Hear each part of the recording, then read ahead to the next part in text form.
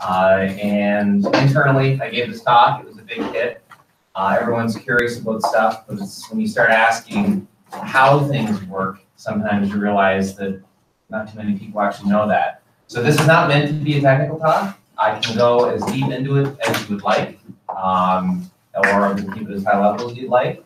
But the goal for this is to basically present, make sure everyone here knows what Bitcoin is, knows what a blockchain is, and how those things fit together, and give you some of the history behind how we ended up where we are now, where everyone pretty much knows what Bitcoin is, or at least that's right.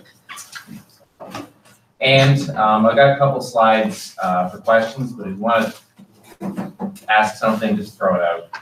We'll go through it.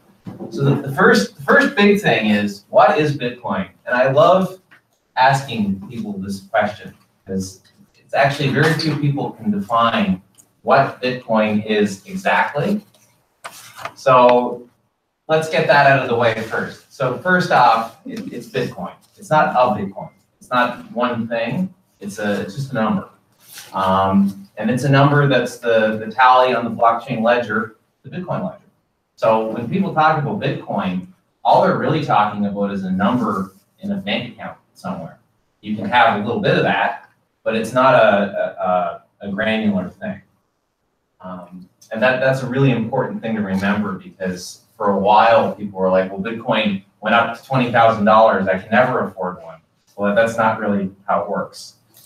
So the ledger is the record of all transactions on the Bitcoin blockchain. So what's a ledger? So everyone in this room has a bank account, right? And you've got a list of transactions on your bank account, money in, money out. That's it. That's a ledger. But the Bitcoin ledger works the same way. Every single transaction that happens with Bitcoin since it was released is recorded in this ledger, and you can document every address and every other address for the entire history. So how does that get stored? That's what the blockchain's for. So what the blockchain does, this ledger gets sent out, and then it's mathematically sampled, and then everyone agrees that this is the ledger before, and then people compete to make the next entry into the ledger. How those things are connected together is part of the magic, and we'll talk about that. But really, all the blockchain does when people talk about that is store a bank account statement, addresses, money in and out. That's it. Where do the Bitcoins come from is a good question. So Bitcoins are granted when people put the next entry in the ledger. So computing or figuring out what the next entry or block is going to be in the chain, we'll talk a little bit about that, uses a lot of energy, a lot of computational power. So to get people incentivized to do that, they get a reward. So the first person that solves this solution gets Bitcoins written to their address. That's it. That's where they come from. You were first. It checks out. Everyone agrees. You get this much tallied into your ledger. Every Bitcoin in existence has been mined in that scheme. It started out that when you won a block, 50 Bitcoins were awarded. Long time ago, I did that with a CPU just on a desktop in 2010. Things have changed since then. To duplicate that feat now would require the power of a small city. But that's it. That's where they came from. So every Bitcoin out there has come from that. So once you get them, what can you do with them? Well, you can send them to other people on the ledger. So if I want to send Bitcoin around, I need an entry on the ledger. I need to make a transaction on the blockchain. Only 21 million Bitcoins will ever exist, and that limit was defined when the code was created. So after 21 million Bitcoins have been released, and that'll happen, I think, in 2023 or 2024, that's it.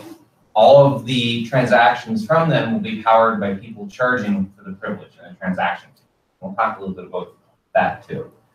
So when I said a Bitcoin isn't a thing, it wasn't completely true. The closest thing to an atomic number in Bitcoin is a Satoshi. A Satoshi is 10 to the negative 8 Bitcoin. So that's the smallest multiple that exists right now. That can be made smaller. It's a number. But for now, that's the base unit. And a Satoshi is worth something like 0.001 cents or something. So you can definitely buy a Satoshi if you can't buy a Bitcoin. So some interesting facts about Bitcoin, and these numbers have actually stayed reasonably reasonably steady over the last little bit, even though there's been a lot of up and down. The market cap, or the total value of all Bitcoins, is around $200 billion. 260, 200 right now. That's a lot of money. The more interesting number for me, though, is the daily volume on Bitcoin, which is between 12 and 18 billion. So these are real numbers here, folks. Like that's not a joke. That's getting transacted every single day on this system. So people are like, well, it's a novelty. Maybe it was, but those are real numbers. Like those get the attention of some powerful people. How many people are using Bitcoin? Turns out you can answer this question very easily because you know how many addresses are active on the ledger. So when I wrote this in January, it's actually gone up a little bit since then, there were 21.6 million individual addresses recorded in the Bitcoin blockchain. Doesn't necessarily mean the sum total of all of them created, but that many have transacted. That's a lot of addresses. The network right now has about 16 million terahashes per second worth of SHA-256 computing power. That is an almost unfathomable amount of computation. To give you an idea, a really fast PC will do about 18 million hashes a second. So that's 10 to the 9. Like it's 9 orders of magnitude. That's a big number. Bitcoin was released by Satoshi Nakamoto on October 31st, 2008 is when the first block was mined. However, the concepts of electronic currency are actually not new at all. And they date back to the earliest real reference I could find of a system like this was a 1996 paper at the Computer Science and Artificial Intelligence Lab at MIT, which was authored by the National Security Agency. It's a great read where they describe the fundamentals of how this might work. What Satoshi did, and literally nobody knows who did this, what he did though was he solved a problem no one else had been able to solve, and that was how do you prevent double spending in these systems? And that's where the blockchain came in. That was the stroke of brilliance that made this all work. There are 10 to the 160 possible Bitcoin addresses. That is a really unfathomably big number. And it lets you do some neat things that we'll talk about. There are a lot of potential addresses and accounts. Nobody knows who did this. Nobody knows who Satoshi is. Could have been one person, could have been 10, could have been the CIA. Nobody knows who did this. Nobody knows why exactly, but there is a clue.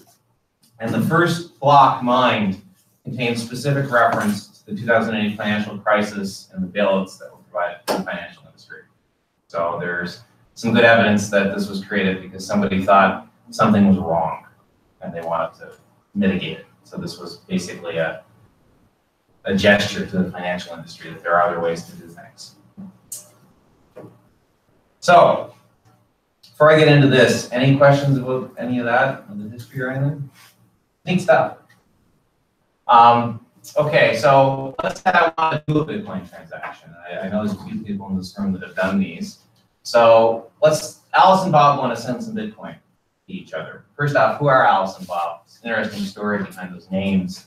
It dates back to the 70s and sort of a standard way to describe cryptographic transactions between two people. But it's interesting because it was a man and a woman, which was very forward thinking for those times. Alice wants to send 0.5 or 0.05 Bitcoins to Bob. So what does Alice need? First thing, Alice needs Bob's public Bitcoin address. Once she has that, she needs to have a wallet holding her Bitcoin and a mining fee. So she needs a little bit more than that 0.05. So what's a wallet and what's a mining fee? Well, the wallet is comprised of a public address and a private address. So that gives the private address, or that private key component, lets Alice author the transaction and the codes that get published to say, I'm going to send this money. If you don't have that private key, which forms the wallet, you can't do that. The mining fee is what gets used to encourage miners to pick your transaction. So there's nothing that says somebody has to transact. Your transaction gets published and you say, I'm willing to pay this much extra to get it mined, to get it put in the next block. So there's a little bit of a fee. But an important note about that fee is not a percentage like it is when you send money internationally using a wire transfer. It's a fixed fee. So if whether you're sending $1 million worth of Bitcoin or $1, the fee is essentially the same. So Alice then announces her transaction to the Bitcoin network. How does she do that? Bitcoin works pretty much exactly like a torrent system. There's a bunch of peer-to-peer nodes that are connected. You publish the transaction in there. All the nodes rapidly distribute it. Once everyone agrees, hey, you've got the right to do this transaction, it's valid, it gets pushed into the pool of transactions or the mempool, which miners then pick your transaction from to mine them into the next block. So what does peer verified mean? As I went through that, everyone has to agree that this transaction is valid. You have the right private key, the math lines up, and this amount exists on the ledger to move. There's no negative balances on the Bitcoin ledger. Transactions then flow from the pool and then mined onto the ledger. So that's where the miners will look and say, there's 1,000 transactions. I'm going to pick the top 10 that have the most fees associated with them. Again, you get to pick what your fee is. Put those on.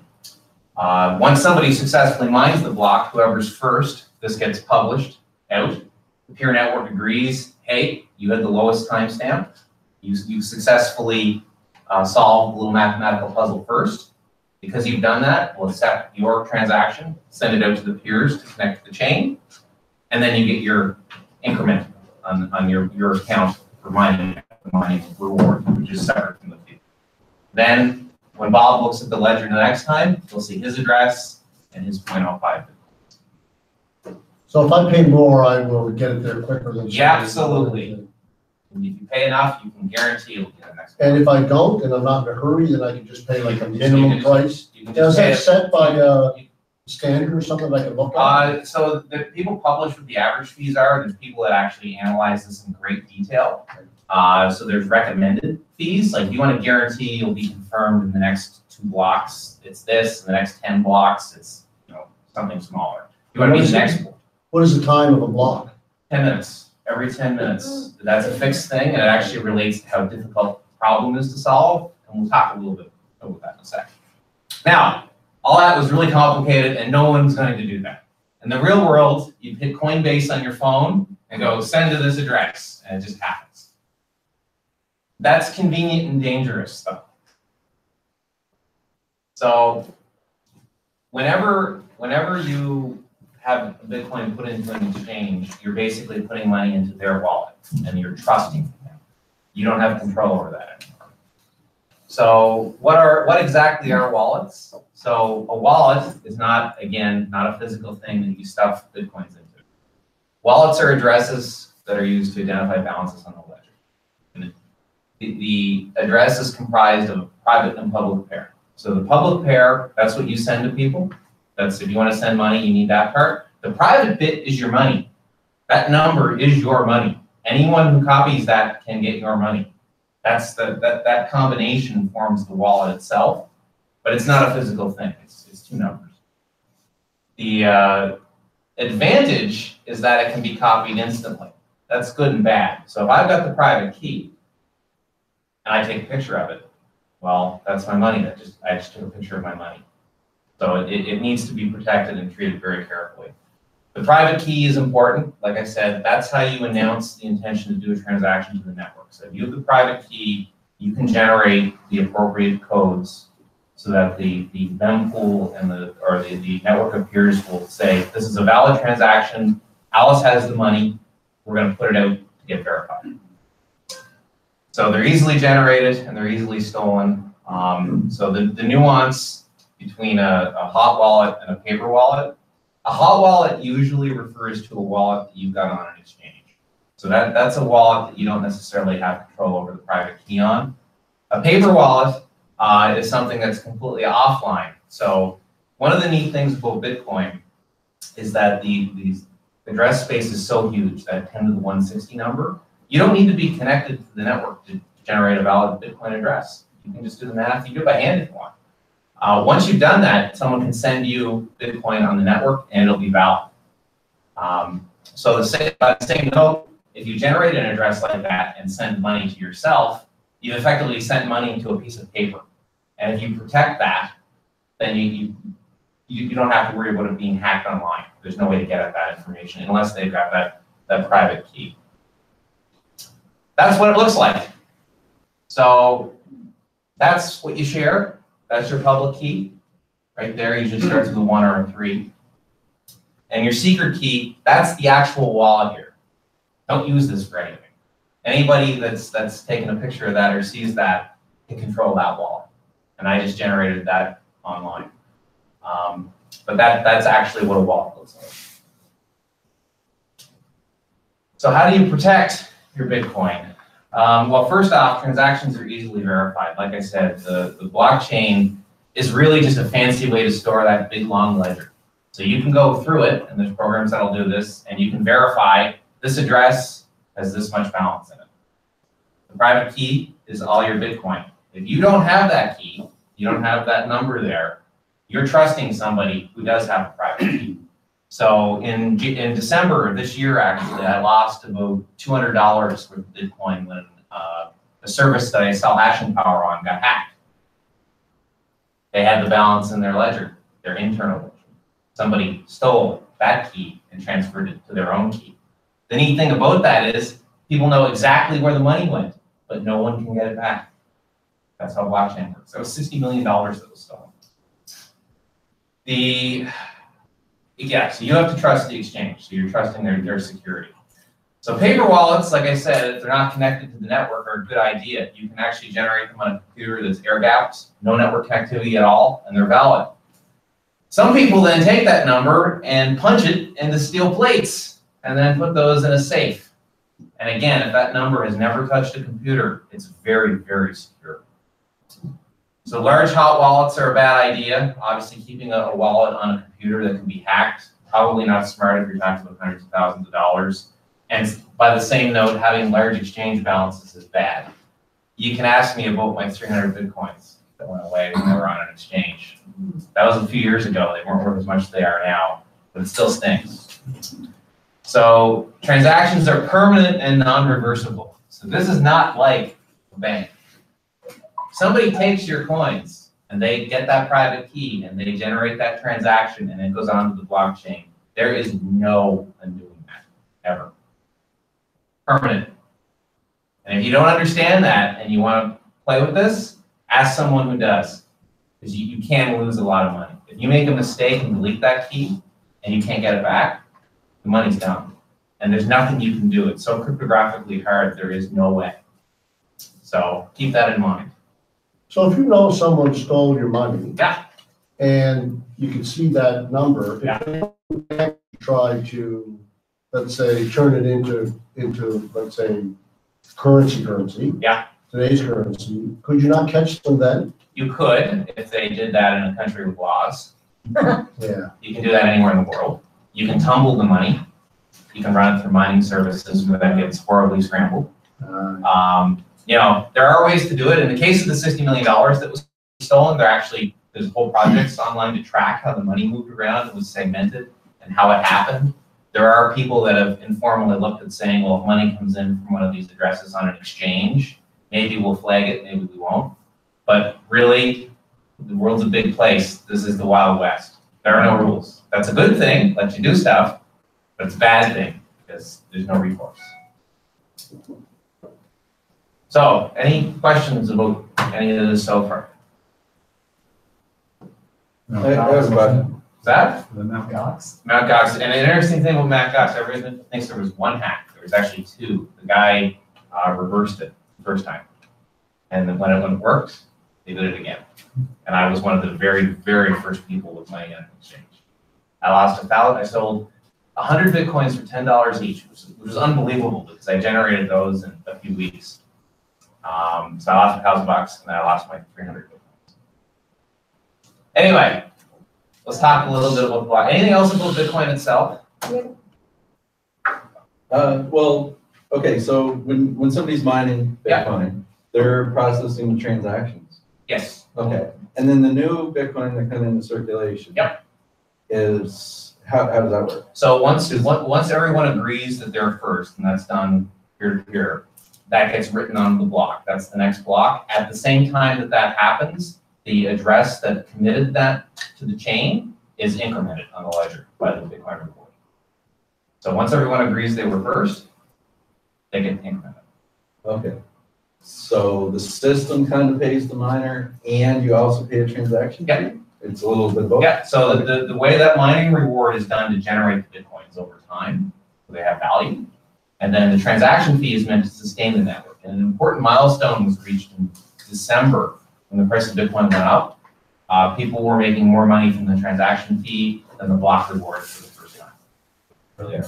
So when it hits the 21 million Bitcoin, Yep. then it's just going to be the All user transaction paid fees. transaction fee. You got it. So what's this mining thing? Good segue. So mining is the process whereby transactions are entered into the ledger. The ledger is the collective store of all ledger transactions. And all this means is money in, money out, who sent it, where did it go? Great big 300 gigabyte long series of those numbers. Now you can run something called a full node. So the full nodes are what make up the peer-to-peer network that validate things like, well, this was the first valid block. They also validate this is a valid transaction put into the mempool, so it could be mined. If you want to do that, when I checked it on my computer, it was around 300 gigs of space that you used up. And that listed all the transactions. As we talked about, the first valid solution to the problem, and then basically they compete to find a particular hash value. So the system says, this difficulty we're going to pick, we're going to make the problem this hard. The problem is sized so that block size, to your earlier question, stays at 10 minutes, or the block time stays at 10 minutes. Now, every time that's generated, another megabyte of information gets put onto the chain. So if that reduced in time, the chain will get big. And if the block was big, it would also get big. And that has implications because you need to store everything to run a full node. And that's how people resolve everything is valid. You can go back and recompute all the addresses. Computers are fast now. And that validates that, this balance is correct. So you can't just make stuff up. So the competition for reward and fees drives redundancy and size. So lots of people want to get that block reward. So that means lots of people are going to be mining. So they're competing to beat this 10-minute window. You're faster, you're more likely to get it. So one of the important things that makes this all work, and we talked about those special codes, is something called a hash function. Now, if you're a mathematician, this is pretty easy. If you're a computer guy, it's pretty easy. If you're not, it's pretty hard to conceptualize. A hash function, the easiest way to explain it is it's something that's really easy to do one way. You can do it really fast. And it's really, really, really hard to go back the other way. So if you had a glass, a drinking glass, and I smashed it on the floor, the motion of me throwing it on the floor is pretty easy. Once it hits the floor, it breaks into a million pieces. Trying to put the glass back into one piece would be like reversing a hash function. Very easy one way, very hard the other. And then the difficulty is roughly analogous to, so I'm going to take my glass and I'm going to smash it on the floor. But what I'm going to do is I'm going to draw a line on the floor. And I'm going to smash glasses until all the pieces of the glass are on this side of the room. If I smashed enough glasses, I would probably get one time all the pieces on this side of the room. But I might have to smash 100 million of them to do that. So that's, by deciding where that line is drawn, that's how Bitcoin sizes the network complexity to hit that 10-minute size. Early on, you could do this on a computer. It wasn't very hard at all. It was smash the glass, and as long as nothing is in the little corner over there, you're good. Now it's smash the glass, and all the glass has to magically end up in the corner over on that side of the room. It's incredibly difficult to mine the block. And if you go poking around and reading, you'll hear a little bit about something called a Merkle root. And that was really Satoshi's innovation. And a Merkle root is essentially what they do is all the ledger to date, so all of the transactions that have been made, we're going to take a hash of everything to date and turn it into one number. And then we're going to put that number in the next transaction. So each transaction validates itself. That's the chain of the blockchain. And it goes back to the Merkle root, which is the hash of the preceding information. So if you have that number, there's only one thing that can generate that number, all the preceding transactions. So when you validate the next one, that chains together into a series of valid solutions. And who said math wasn't good for anything? Turns out you can replace money with it. So, what is it good for? So right now, these are things that you can do with Bitcoin. First off, you can instantly add global payments to any application or website. You don't even need to be connected to the internet. You have that wallet, you publish that public address, anyone on the planet can send you money, just like that. You can get a bank account anywhere. This is a big deal. Most of the world doesn't have a bank account. If you're in Africa and you're trying to hide some money for next year, you dig a hole in the ground and you put the money in the hole. Or you go to a corrupt banker and maybe you get your money back. Maybe you don't. This lets anyone in the world get something that can be used to transact instantly. No approvals, no government, nothing. That's a big deal. You can instantly send money anywhere via the internet. No middlemen, no fees. We use it instantly because you have to wait 10 minutes. But if you're willing to pay a little bit to make sure your transaction's on top, that transaction's happening. The only fee is transactional in nature and not percentage-based. Again, a big deal. You send money around internationally, wire fees have a percentage symbol on it. So if I'm sending $1 million, that's a different fee than sending 100. You can move funds as pure metal information. So there's a way to conceptualize a private key as a word mnemonic. If you can remember those 12 words, you can walk your money across any border on the planet. You can't do that with gold. There's no control. You don't physically carry anything. You just have to remember a story. Security is client-centric and not mandated, and another big deal. So when you want to do Visa, when you want to accept Visa, Visa makes sure you're secure and your equipment's all good. But with Bitcoin, you're responsible to protect your private key. You lose that key, you lose your money, but that's on you, not on the system. The system doesn't care. So there's no fee. That dramatically lowers the fees and complexity. Promoting cryptocurrencies as being valuable and useful. There are other cryptocurrencies and there are other things, but what Bitcoin is doing is that everyone in this room knows about it. That's huge because fundamentally, this is all a mental exercise and people have to think it's worth something for it to be worth something. So it's providing a valuable function there. It's also causing regulators and financial service providers to have a lot of sleepless nights. There's no way to stop this and there's no way to regulate it. It's more or less legal. Mostly last year in the West anyway. So what do you do? This hasn't existed before. What's it good for later? Well, this is where it gets really interesting. And this is where you get sort of the implications of what this blockchain technology can do. You can decentralize DNS and internet routing. So when you type a name into a website, you go to Google. There's a central authority that decides, okay, well, google.com means this IP. Well, that's centrally controlled and it's government controlled. That's an issue because if they don't like what you're publishing, or say you're the Pirate Bay, they can turn that off. Well, the blockchains and the ledger system provide a way to distribute valid information that could replace that. And there's actually something called block DNS. There's a project to do that. So that would remove internet routing and DNS from government control. You could store financial information without personal details. Bitcoin is anonymous, but not private. Everyone knows every transaction that's out there. They don't know who did it, though. So you can use that to store all sorts of financial information without storing who's responsible for it. Steve? Yep.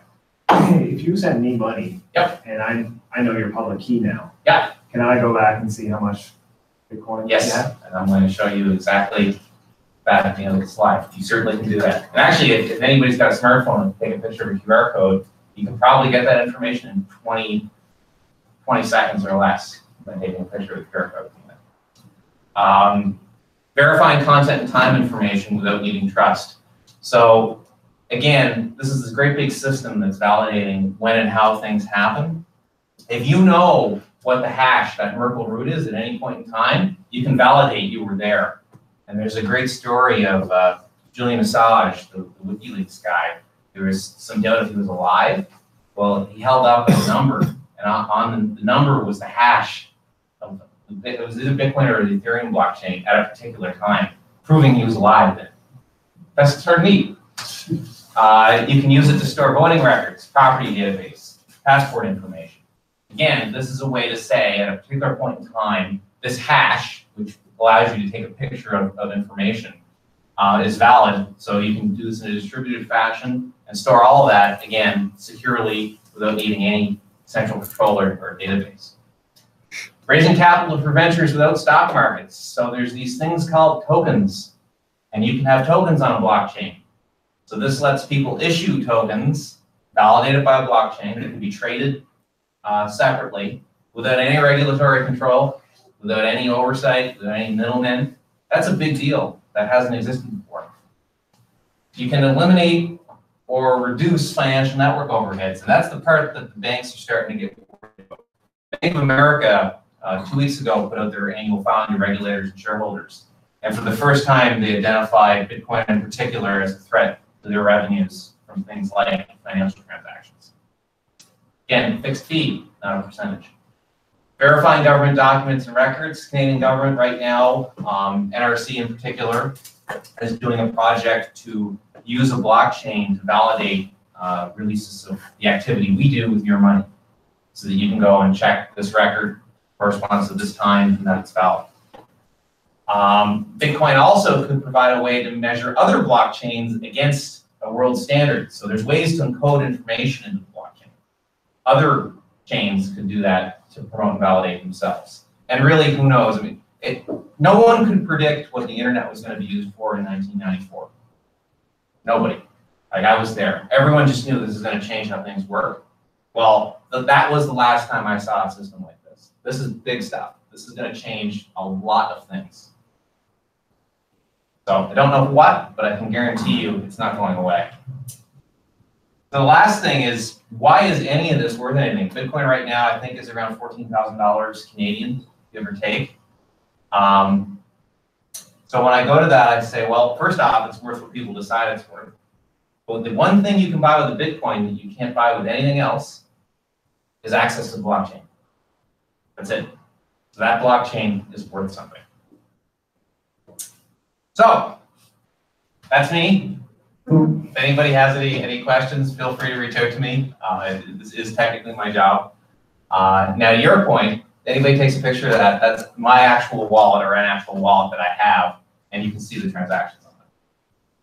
So, Steve, this FOMO phenomenon where people seem to be buying it for the fear of missing out, more so than the value that it brings to the table, seems to be what drives the price up and down. So until that goes away, is it really, until it actually becomes a currency? So this is the first new thing that happened to money in 2,000 years. This is a big deal. The first thing that needs to happen before anything can be traded is that people have to decide it's worth something. So what's happening right now, and that fear of missing out, is that collectively humans are deciding that this is worth something. So we don't know what it's worth yet. We know it's worth something. And it might be worth more in the future, so we want to hold on to it. So that's what drives that. I mean, that's a phenomenon that's well understood across pretty much any speculative investment.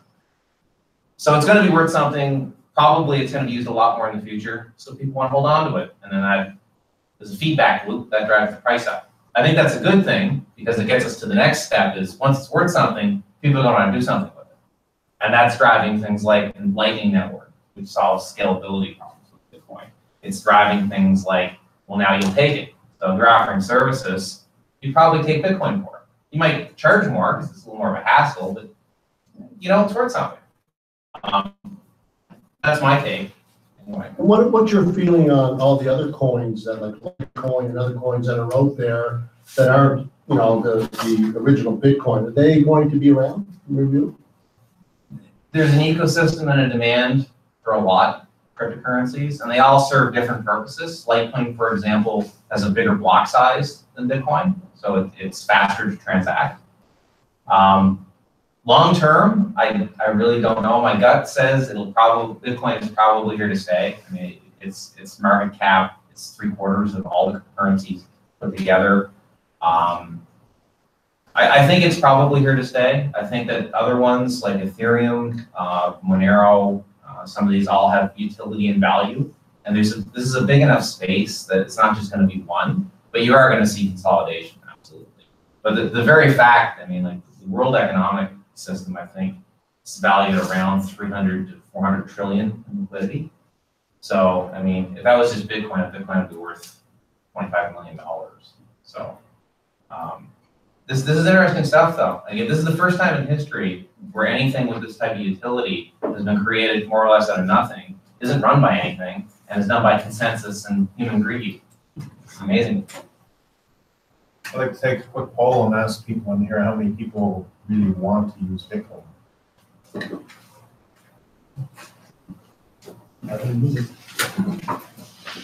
a big deal. Well, it's not a big percentage. Well, But it's bigger than it was. it's bigger than it was. If you asked that question 2 years ago, no one would know what it is.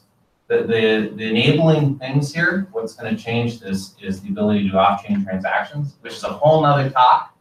I'm happy to give it. But that's going to enable people to do micropayments. People in here are tech-centered also, so Yeah, it's going to be just, higher. yeah. But I think from a I'll put it to you share, this way. I'm a betting man. I got a pretty good bet on this. We've actually had from some a sheer companies. economics perspective, I was listening to a podcast the other day, some expert on Bitcoins, and he was saying the market is valued at 200 billion Yeah. right now. That's the And market. the actual cash market is worth 200 trillion. Yeah. So that gap between the two Yeah. is where Bitcoin needs to go. Yep. And I guess the internet, he compared that to the internet like you did earlier. In 1990, it was worth 200 Yep. billion or something like that. And no one thought much of it. So I think it's definitely here to stay. Just understanding the concept for. That's right. And Awesome. again, like the technologies that we take for granted now that enable internet scaling, they were science fiction in 1994. You know, I remember the first time I used the internet was in 1992. I set up one of the first web servers in the province. I knew right away this is going to change how everything works. How it was going to do that, I didn't know, but this is the same type of system, and the rate of change is unbelievable. But in that podcast, he used the example, and I didn't know anything about this, about the black internet. Yep. Where the governments are using it, perhaps, and they said that they might be the ones trading weapons with warlords in Afghanistan and using Bitcoin to get the money across to China, and Russia doesn't know that America is doing this type of stuff, and this is happening already. It's happened for a long time. So, yeah. Again, for the first time in history, again, good, bad, you can do fully anonymous transactions with purely mental information for instantly. I mean, the impact of that, people, it's really hard to grasp when you extend it. This is really neat stuff. And this is just getting started. Like I said, this is really early days. So what exchange do you recommend? If you're a Canadian, you really only have two options. There's Kraken and Quadriga CX. Quadriga CX in Vancouver is probably the most reputable, I guess. And then the Americans, Coinbase is pretty popular. If you're Canadian, you can't convert back to cash. You can buy Bitcoin through Coinbase, but you can't sell it back to cash. Coinbase is incredibly popular. They're making close to, if it's not $1 billion a month, it's very close. That's their profit. The rate of adoption is, like I said, really, really something special. And the next generation technologies to enable people to do things like, if I have a web page and I want somebody to send me a quarter instead of putting stupid ads on there, that's coming, and it's going to be enabled by this. So Steve, when will someone, I think a lot of people just have a whole fear of, gas and sending this and doing that. And, like, when will that become simplified in your view, that people will be able to, will be user-friendly enough for the general public? It took a long time for Chrome to look nice. Is it going to take 10 years? Probably not. Probably not a couple years, I would say. I mean, this is the smartest people in the world are working on making this easy and integrating it. Every tech company in the world has a strategy to deal with this. Well, eventually it's just going to become seamless. Again, in the real world, you don't do all that transaction stuff. You go on Coinbase and send it. You don't care. The interesting thing is when that gets integrated a little bit further. And I think you'll probably see some pretty significant movement in the next 24 months on that front. But again, the exciting stuff isn't necessarily this, it's the off-chain stuff and the Lightning Network. And that's come from, this can't possibly work to operational in about 18 months. it's still really horrible from a user perspective. Steve, if I was gonna buy Bitcoin, I would probably use my credit card or bank account to Yep. give it to Coinbase or one of those. If I was in a third world country and I had cash in my hand. Yep. How would that person? You go see the guy that's got the Bitcoins. So this is actually the rate of adoption in places like Africa is actually pretty high, Yeah. and you're starting to see economies set up that way. Someone has to inject the cash, but that has to happen now anyway. Somebody, if they're using gold, the gold has to come from somewhere. If they're using American dollars, which is probably currently what's the default, that has to come from somewhere. But once it's there, it can get transacted around pretty. And again, you can send it to somebody without having a central authority generating or validating the address. So that means nobody necessarily has to know the transaction happened except those. You could have like a Bitcoin corner store kind of thing. Well, there's actually a corner store here in Right. You can get Bitcoin in private wallets. People use it to pay for hired movie tickets or gamble if you want to bet on sports events. You can use Bitcoin for easily. And for here, you send your Bitcoin and place bets. That's tricky to do with a credit card. So for a merchant taking it, do they pay tax on the value when they receive it or when they cash it out or? They don't pay any tax right now. CRA, this isn't on CRA's radar yet. They're Yeah, looking at it, It is. but They right, just don't have a policy. but right now, there's no policy on what this means. They don't like it. They is what don't like it. Is what they've officially said, is that they don't like Bitcoin and it confuses them. I really feel fear of They missing have out. significant concerns about the reporting. So there's implications here though, because again, enforcing taxes on this type of system becomes difficult. They can see, but the interesting thing is that the ledger is completely open. You can see every transaction, but you don't know anything about it. Can you refuse to accept a transaction? Yes.